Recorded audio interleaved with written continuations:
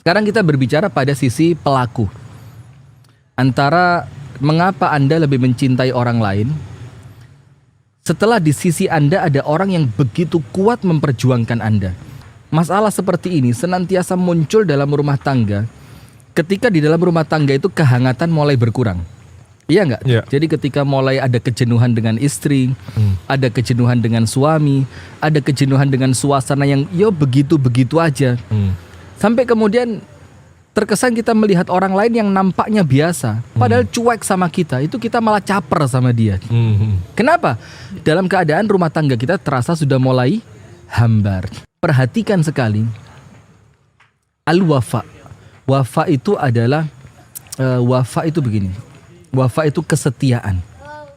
Antum pernah dengar gak ceritanya seekor anjing di Jepang yang tiap hari nganter tuannya di stasiun, ya kan? Nanti tuannya pulang, dia pulang bareng. Sampai suatu hari tuannya meninggal di kantor, itu anjing gak mau pergi dari stasiun karena dia gak menemui tuannya pulang dari kereta tadi.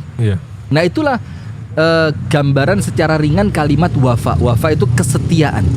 Nah maka artinya di sini dalam Islam, wafa ini sesuatu yang sangat dipegang. Dan orang Islam adalah orang yang paling wafa. Harus dia memegang prinsip wafa. Harus punya kesetiaan. Nah, di antara bentuk kesetiaan itu pemirsa, antara suami dan istri, antara pasangan yang saling berjuang menyenangkan pasangannya. Kita kan berjuang, ya kan? Iya.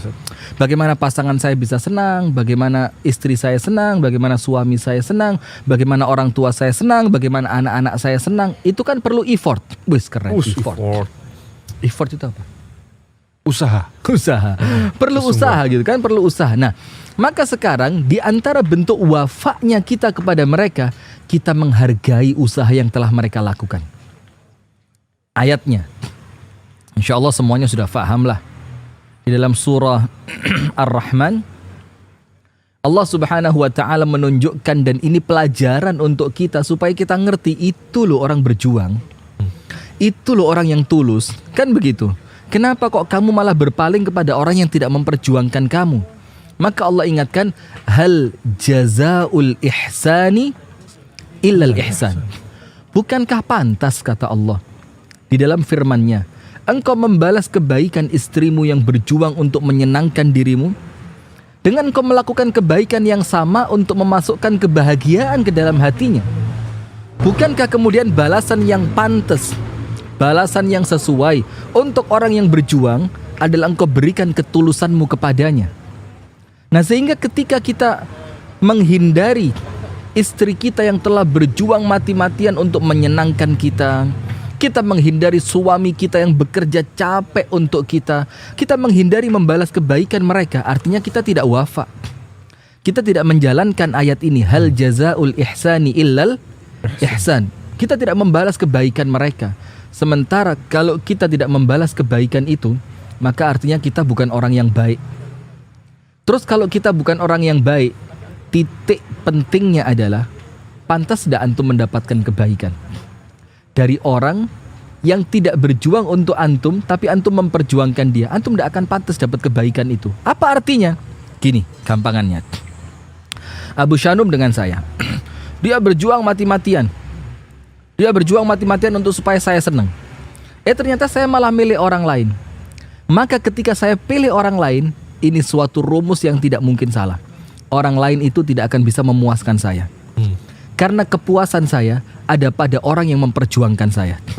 Paham gak? Yeah. Dan itulah salah satu di antara makna hal jazaul ihsani illal ihsan. Apa arti yang lain? Arti yang lain, orang yang selingkuh tidak akan mendapatkan kebahagiaan dari selingkuhannya. Tidak akan pernah, Ustaz. Tidak akan pernah. Kenapa? Karena kebahagiaan dia Allah catatkan pada orang yang berjuang untuk kehidupannya. Contohnya begini, semoga Allah menyelamatkan rumah tangga kita. Ini ngomong yang ngeri-ngeri sedap. Iya. Temanya ini. Jadi begini, saya punya istri. Istri saya berjuang mati-matian. Ya apa sih, suami saya biar seneng. Dia dandan cantik, dia olahraga, dia pakai pakaian yang menawan, dia kemudian pokok dia mati-matian lah. Ternyata saya nggak ngelihat dia sama sekali. Saya malah ngelihat perempuan lain. Na'udzubillah min syarri dzalik. Nah, maka kemudian karena egoisme saya saya tidak membalas kebaikan dia, perjuangan dia tadi. Dia kan berjuang, bagaimana saya senang. Iya. Saya nggak membalas. Ternyata saya malah melirik perempuan lain demi tujuan nafsu saya. Maka bisa dipastikan saya tidak akan bahagia dengan orang yang saya kejar tadi. Karena kebahagiaan saya hanya Allah tetapkan lewat orang yang berjuang untuk mencintai saya. Masya Allah. Dan lewat orang yang berjuang supaya saya mencintai dia. Nah, itulah makna hal jazaul ihsani illal ihsan. Maka semakin seseorang itu mengejar sesuatu yang tidak diridhoi Allah, itu Semakin jauh dia dari Semakin jauh. kebahagiaan. Itu intinya. Masalah muncul terus gitu. Semakin begitu. Nah, maka ada satu kisah sangat menarik di sini pemirsa, yaitu kisahnya Mut'im bin Adi. Antum pernah dengar nama ini ya, Mut'im bin Adi ini. Mut'im bin Adi ini salah satu tokoh kafir Quraisy, pembesarnya orang-orang Quraisy Makkah. Dia salah seorang kepala suku lah ya, salah seorang apa? Kepala suku. Sudah, ketika Rasulullah Shallallahu Alaihi Wasallam dakwahnya mulai ditolak, mulai disakiti, mulai di boykot segala macam, maka Mut'im bin Adi ini datang memberikan jiwar. Jiwar itu artinya adalah perlindungan. Jadi dia menjamin jangan ada yang ganggu Muhammad karena Muhammad ada di dalam perlindunganku. Itu namanya jiwar. Dan yang melindungi bernama Mut'im bin Adi. Dalam keadaan dia orang kafir. Sampai Abu Lahab, Abu Jahal itu sampai tanya kepada Mut'im bin Adi, "Hei Mut'im, kamu ini ikut Muhammad atau kamu memberikan perlindungan untuk Muhammad?" Karena saking hebatnya perlindungannya Mut'im bin Adi. Maka Mut'im mengatakan apa? "Aku bukan pengikut Muhammad, tapi aku melindungi Muhammad." Sudah kan? Dan antum tahu enggak kisah itu? Tidak pernah dilupakan oleh Rasulullah. Sampai ketika Mut'im bin Adi setelah meninggal dunia, terjadi perang Badar, umat Islam menang besar, dan banyak dari kalangan orang-orang kafir Quraisy yang menjadi tawanan perang. Apa kata Rasulullah Sallallahu Alaihi Wasallam? Untuk menunjukkan wafa setia tadi. Bagaimana aku harus membalas kebaikan orang yang berjuang untuk saya. Apa Rasulullah bilang?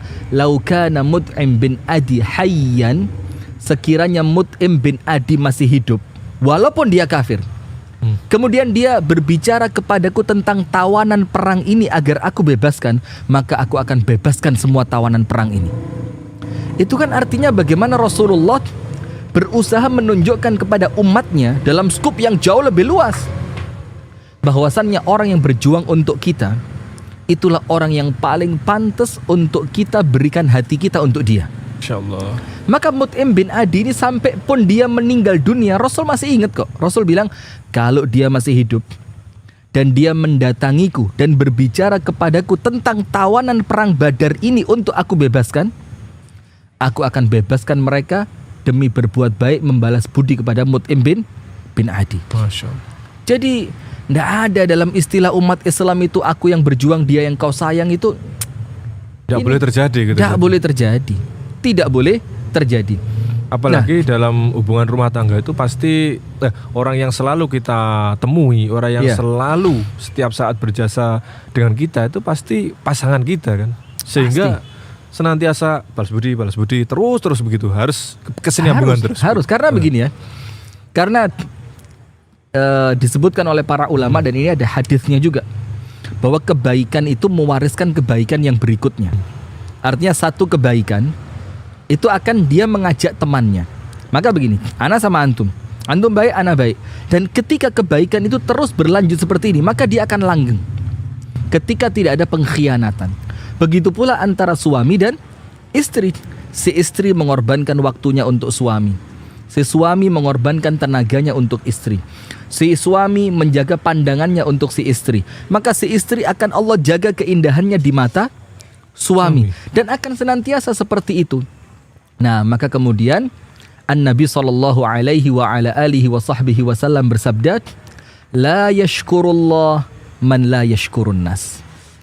Tidak dianggap berterima kasih kepada Allah, tidak dicatat mensyukuri nikmatnya Allah orang yang tidak mampu berterima kasih kepada manusia. Kita harus menghargai perjuangan orang. Kita harus menghargai bagaimana dia bekerja keras untuk kita, dia capek untuk kita, dia mengeluarkan keringat untuk kita, dia berikhtiar untuk kita. Seperti kisah yang antum ceritakan tadi, seorang suami sampai merelakan istrinya harus keluar dari rumah untuk melanjutkan pendidikannya. Terus kita balas kerelaan suami itu tadi dengan pengkhianatan, maka Anda bukan orang yang baik di mata Allah. Karena la yashkurullah man la yashkurun nas. Apabila Anda tidak mampu berterima kasih kepada suami yang telah memperjuangkan Anda, apabila Anda tidak mampu berterima kasih kepada istri yang telah memperjuangkan rumah tangga Anda, maka Anda dianggap tidak bersyukur kepada Allah. Dan ingat, barang siapa yang mengkufuri nikmat Allah, inna azabi lasyadid. Ingatlah azabku sangat pedih. Maksudnya apa? Hati-hati. Kalau ada orang yang memperjuangkan Anda, ternyata Anda mencintai orang lain, maka Anda sedang membuka pintu terbukanya azab. Apa azab itu? Hancurnya rumah tangga. Apa azab itu? Perasaan tidak tenang di dalam batin. Apa azab itu? Dicabutnya kebahagiaan. Apa azab itu? Hilangnya kepercayaan. Apa azab itu? Munculnya perceraian. Nah, kenapa? Karena diawali, ada orang berjuang, kita malah mencintai orang yang tidak memperjuangkan. Aku yang berjuang, dia yang kau sayang.